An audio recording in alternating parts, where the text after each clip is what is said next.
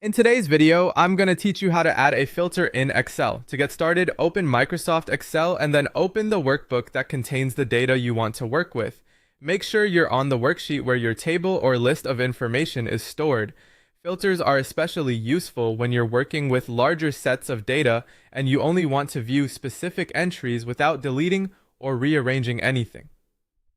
Once your worksheet is open, click any cell within your data range. You don't need to highlight the entire table manually. Excel can usually detect the range for you as long as your data is organized properly. It's also important that your data includes column headers because Excel uses those headers to create the filter options.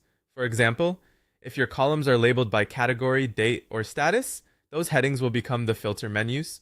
Next, go to the Data tab on the Excel ribbon at the top of the screen. This is where you'll find tools for organizing, sorting, and analyzing your data. In the Sort and Filter group, click Filter. As soon as you do that, you'll see small drop-down arrows appear next to each column header. That's your sign that filtering is now turned on and ready to use. To apply a filter, click the drop-down arrow in the column you want to filter.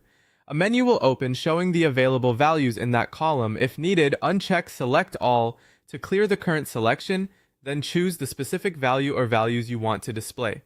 After that, click OK.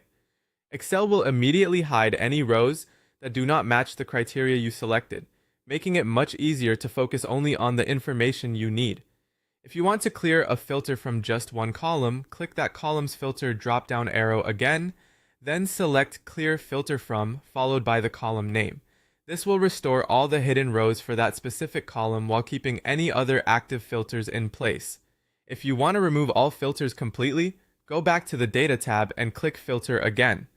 This turns filtering off and removes the drop-down arrows from the headers. And that's how to add a filter in Excel. It's a simple feature, but it can save a lot of time when you need to sort through data quickly and efficiently.